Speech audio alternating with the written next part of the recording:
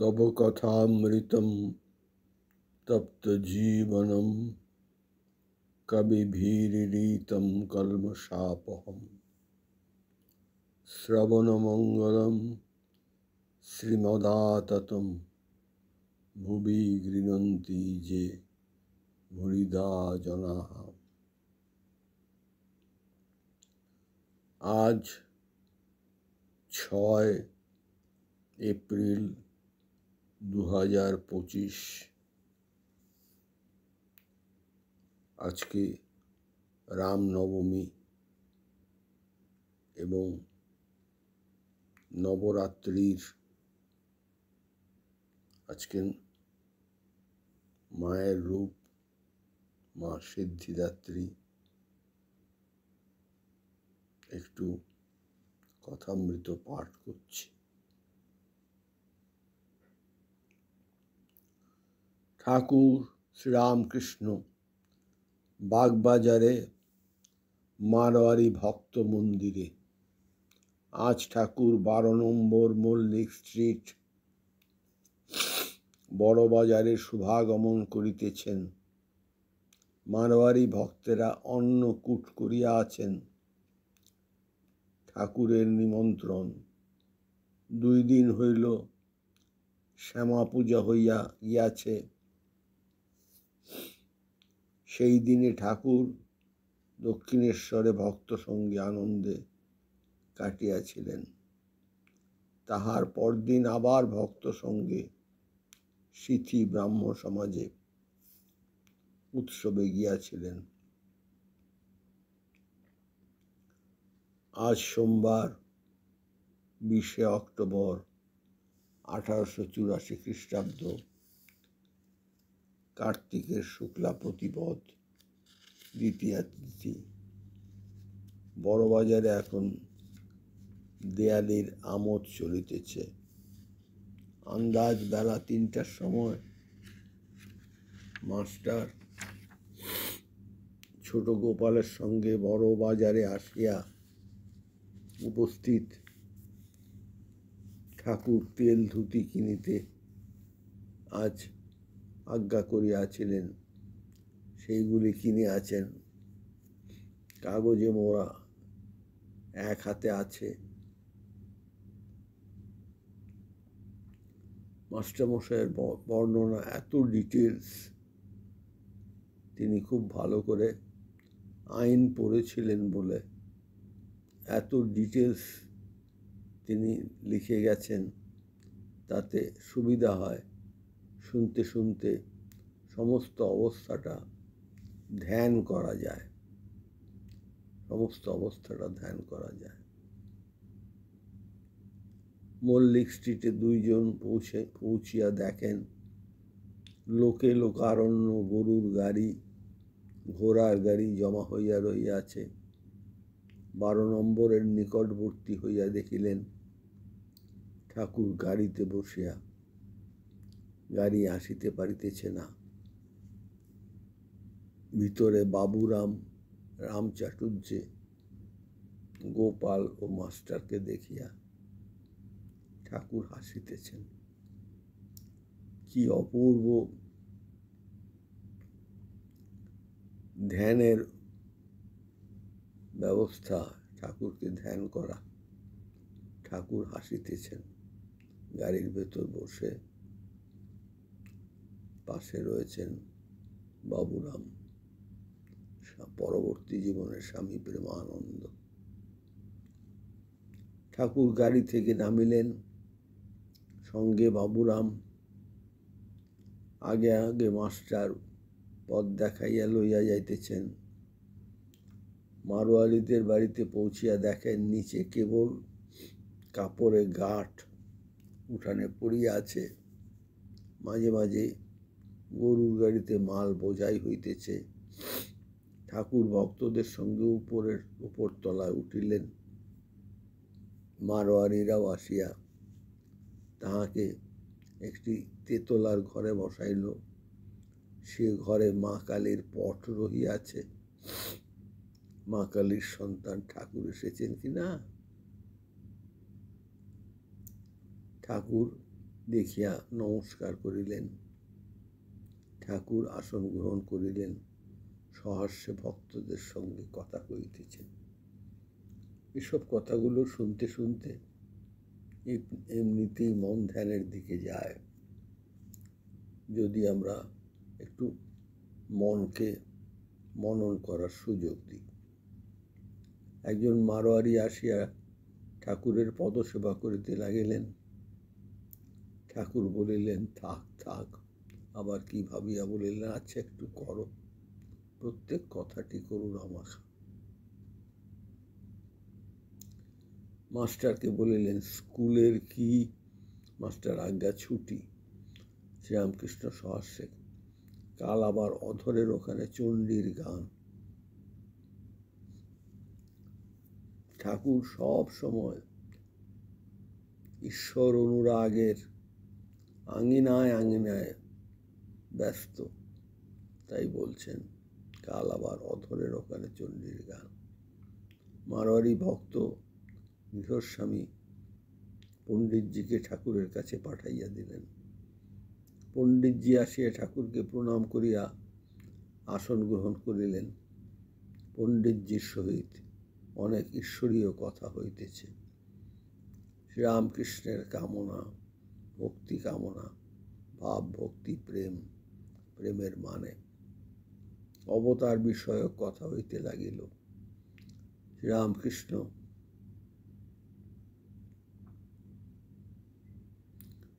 ভক্তের জন্য অবতার, জ্ঞানীর জন্য নয়। যিনি ভক্ত তার জন্য অবতার, কারণ ভক্ত কি নিয়ে থাকে?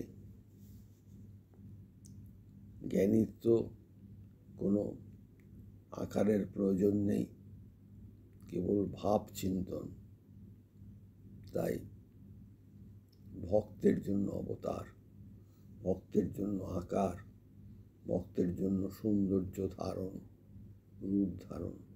পণ্ডিতজি, পরিত্রাণায় সাধুনাং বিনাশায় চ দুষ্কৃতাম ধর্ম সংস্থাপনার্থায় সম্ভবামি যুগে যুগে। অবতার প্রথম ভক্তের আনন্দের জন্য হন, আর দ্বিতীয় দুষ্টের দমনের জন্য। জ্ঞানী কিন্তু কামনা শূন্য। শ্রীরামকৃষ্ণ সহাস্যে, আমার কিন্তু সব কামনা যায় নাই, আমার ভক্তি কামনা আছে। ভক্তের সম্রাট শ্রীরামকৃষ্ণ এই কথা বলছেন, খুব স্বাভাবিক। তিনি ভক্তি শেখাতে এসেছিলেন। এই জন্যে যে ভক্ত, সে প্রকৃত শুদ্ধ ভক্তে প্রবেশ করলে সে জ্ঞানীও হয়ে যান। অর্থাৎ যা যা চাওয়ার, যা যা পাওয়ার, যা যা ভাবনার, সব পাওয়া যায়। কিন্তু প্রথম এবং আরো যেতে যেতে যেতে গভীর গভীর গভীর ভক্তি, প্রথমে অনুরাগের ভক্তি, ভালোবাসার ভক্তি, তারপর শুদ্ধা ভক্তি। শুদ্ধা ভক্তি ও কামনা আছে, ভক্তি কামনাও আছে। চাইতে হবে, ভাবতে হবে, তাহলে পাওয়া যাবে, চেষ্টা করতে হবে।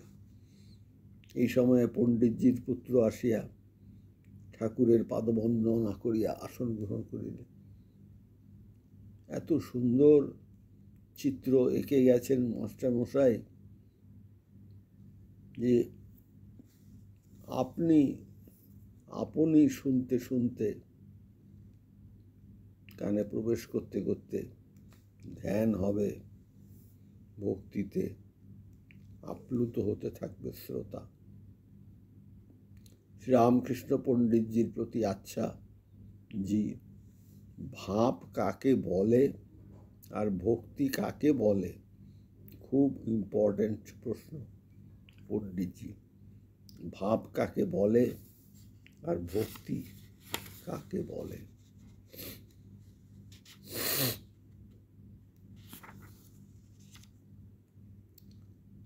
দেখা যাক ঠাকুর কি বলেন।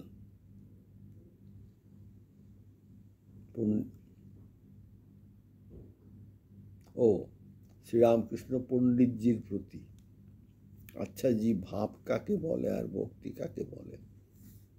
ঠাকুর পরীক্ষা করেন। পণ্ডিতজি বলছেন, ঈশ্বরকে চিন্তা করে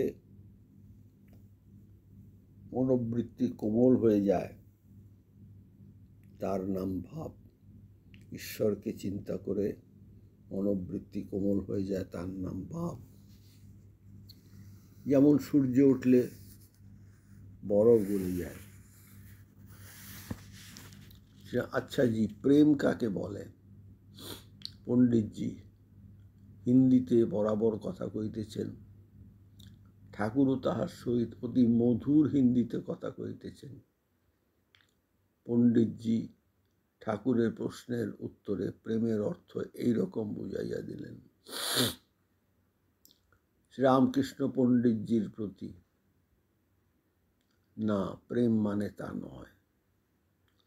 প্রেম মানে ঈশ্বরেতে এমন ভালোবাসা যে জগৎ তো ভুল হয়ে যাবে, আবার নিজের দেহ যা এত প্রিয় তা পর্যন্ত ভুল হয়ে যাবে, যেমন চৈতন্য দেবের হয়েছিল।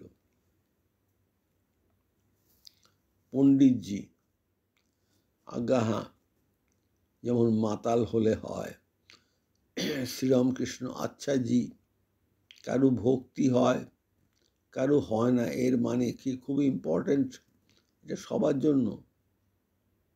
এই ঠাকুর লিডিং কোশ্চেন করে সবার বহু মনের আন্তরিক জিজ্ঞাসার উত্তর বার করে আনছেন। শ্রীরামকৃষ্ণ, আচ্ছা জি, কারো ভক্তি হয় কারো হয় না, এর মানে কি? পণ্ডিতজি, ঈশ্বরের বৈষম্য নাই, তিনি কল্পতরু, যে যা চায় সে তা পায়, তবে কল্পতরুর কাছে গিয়ে চাইতে হয়।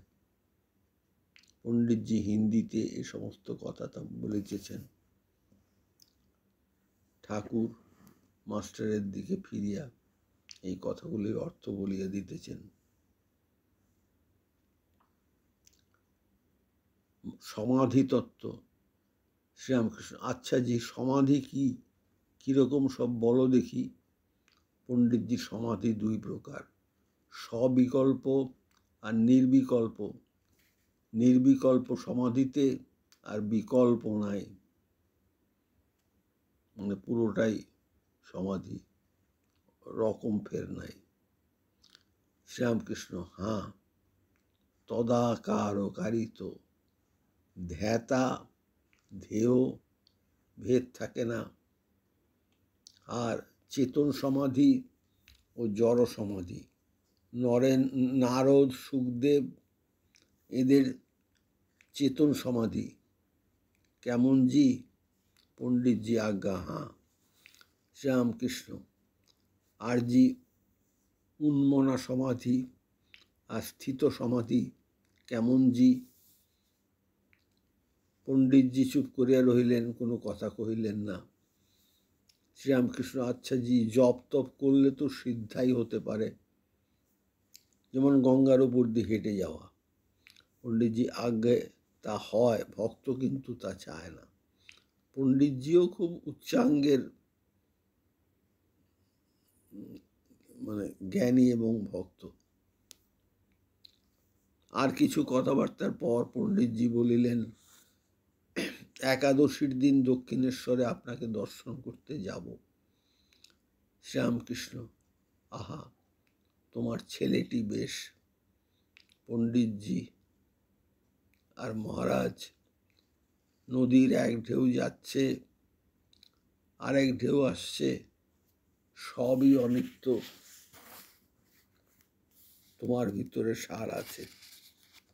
মানে ঠাকুর যখন বলছেন সার আছে, বোঝাই যাচ্ছে পণ্ডিতজির আলোচনা এবং মন্তব্য শুনে। পণ্ডিতজি কিয়ৎক্ষণ পরে প্রণাম করিলেন, বলিলেন পূজা করতে তাহলে যাই। শ্রীরামকৃষ্ণ, আরে बैठो बैठो। পণ্ডিতজি আবার বসিলেন। ঠাকুর হঠযোগের কথা পারিলেন। পণ্ডিতজি হিন্দিতে ঠাকুরের সহিত এই সম্বন্ধে আলাপ করিতেছেন। ঠাকুর বলিলেন, হ্যাঁ, ওই রকম তপস্যা বটে, ওই একরকম তপস্যা বটে। তো হঠযোগী দেহাভিমানী সাধু, কেবল দেহের দিকে মন। পণ্ডিতজি আবার বিদায় গ্রহণ করিলেন, পূজা করিতে যাইবেন। ঠাকুর পণ্ডিতজির পুত্রের সহিত কথা কইতেছেন। শ্রীরামকৃষ্ণ, কিছু ন্যায় বেদান্ত আর দর্শন পড়লে শ্রীমদ্ ভাগবত বেশ বোঝা যায়। কেমন? পুত্র, হ্যাঁ মহারাজ, সাংখ্য দর্শন পড়া বড় দরকার। এই কথা মাঝে মাঝে চলিতে লাগিল। ঠাকুর তাকিয়ার একটু হেলান দিয়া শুইলেন। পণ্ডিতজির পুত্র ও ভক্ত কয়েকটি মেঝের ওপর উপবিষ্ট। ঠাকুর শুইয়া শুইয়া গান ধরিলেন। हरि से लागी रह रे भाई, तेरा बनत बनत बनी जाय, तेरा बिगिरी बात बनी जाय, अंका तेरे बंका तारे, तारे सुजन कसाई, सुगा पराया के गनिया तारे, तारे मीराबाई, तारे मीराबाई, तारे मीराबाई।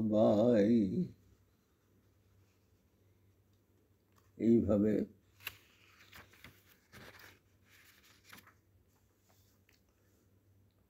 বড়বাজারে অন্নকূট মহোৎসব মধ্যে ময়ূর মুকুটধারীর পূজা। ঠাকুর শ্রীরামকৃষ্ণ কিয়ৎক্ষণ বিশ্রাম করিতেছেন। এদিকে মারোয়ারি ভক্তেরা বাহিরে ছাদের ওপর ভজন গান আরম্ভ করিয়াছেন। শ্রী শ্রী ময়ূর মুকুটধারীর আজ মহোৎসব, ভোগের সমস্ত আয়োজন হইয়াছে। ঠাকুর দর্শন করিতে শ্রীরামকৃষ্ণ দেবকে আহ্বান করিয়া তাহারা লইয়া গেলেন। ময়ূর মুকুটধারীকে দর্শন করিয়া ঠাকুর প্রণাম করিলেন ও নির্মাল্য ধারণ করিলেন। বিগ্রহ দেখিয়া ঠাকুর ভাবে মুগ্ধ, হাত জোর করিয়া বলিতেছেন, প্রাণ হে গোবিন্দ মম জীবন, জয় গোবিন্দ, জয় গোবিন্দ, বাসুদেব সচ্চিদানন্দ বিগ্রহ। হা কৃষ্ণ, হে কৃষ্ণ, জ্ঞান কৃষ্ণ, মন কৃষ্ণ, প্রাণ কৃষ্ণ, আত্মা কৃষ্ণ, দেহ কৃষ্ণ, জাত কৃষ্ণ, কুল কৃষ্ণ, প্রাণ হে গোবিন্দ মম জীবন। এই কথাগুলি বলিতে বলিতে ঠাকুর দাঁড়াইয়া দাঁড়াইয়া সমাধিস্থ হইলেন। শ্রীযুক্ত রাম চাটুর্যে ঠাকুরকে ধরিয়া রহিলেন। অনেকক্ষণ পরে সমাধি ভঙ্গ হইল। এদিকে মানে যারা শুনছেন তারা জানেন, এই দৃশ্য যদি চিন্তা করা যায় যে ময়ূর মুকুটধারী মানে শ্রীকৃষ্ণ মূর্তি, মাথায় ময়ূরের পালক, অসাধারণ সৌন্দর্য, তাহলে পরে এমনিতেই ধ্যান হবে। এদিকে মারোয়ারি ভক্তেরা সিংহাসনস্থ ময়ূর মুকুটধারী বিগ্রহকে বাহিরে লইয়া যাইতে আসিলেন। বাহিরে ভোগ আয়োজন হইয়াছে। শ্রীরামকৃষ্ণের সমাধি ভঙ্গ হইয়াছে। মহানন্দে মারোয়ারি ভক্তেরা সিংহাসনস্থ বিগ্রহকে ঘরের বাহিরে লইয়া যাইতেছেন, ঠাকুরও সঙ্গে সঙ্গে যাইতেছেন। ভোগ হইল। ভোগের সময় মারোয়ারি ভক্তেরা কাপড়ের আড়াল করিলেন। ভোগান্তে আরতি ও গান হইতে লাগিল। রামকৃষ্ণ বিগ্রহকে চামর ব্যজন করিতেছেন। এইবার ব্রাহ্মণ ভোজন হইতেছে। ওই ছাতের উপরেই ঠাকুরের সম্মুখে এই সকল কার্য নিষ্পন্ন হইতে লাগিল। ঠাকুর শ্রীরামকৃষ্ণকে মারোয়ারিরা খাইতে অনুরোধ করিলেন। ঠাকুর বসিলেন, ভক্তেরাও প্রসাদ পাইলেন। ওং স্থাপকায় চ ধর্মস্য সর্বধর্মস্বরূপিণে অবতার বরিষ্ঠায় রামকৃষ্ণায় তে নমঃ। যথাগ্নে দায়িকা শক্তি রামকৃষ্ণে স্থিতা হি যা সর্ববিদ্যা স্বরূপাং তাং শারদাং প্রণমাম্যহম। নমো শ্রী জ্যোতিরাজায় বিবেকানন্দ সুরয় সচ্চিৎ সুখ স্বরূপায় স্বামিনে তাপহারিণে। ওম শ্রীরামকৃষ্ণার্পণমস্তু। কথামৃত পাঠ করতে করতে প্রত্যেকবার আমার মনে হয় যে খণ্ডচিত্রগুলো মাস্টারমশাই রেখে গেছেন সব ধ্যানকে সাহায্য করার জন্য। আমরা যেমন এক একটা কথা শুনছি, ভেতর ভেতরে মনের ভেতর ছবি জেগে উঠছে, আমরা চুপ করে যাচ্ছি, আরো গভীরভাবে ভাবছি, আরো গভীরভাবে ভাবছি, আরো গভীরভাবে ভাবছি, আমরা ধ্যান করছি। এই ধ্যানকে সাহায্য করার জন্য সমগ্র কথামৃত। জয় ঠাকুর, জয় মা, জয় স্বামীজি। জগৎকে কৃপা করেছ, করছো, সবসময় করেছ, করছো, করো। ওম শ্রীরামকৃষ্ণার্পণমস্তু।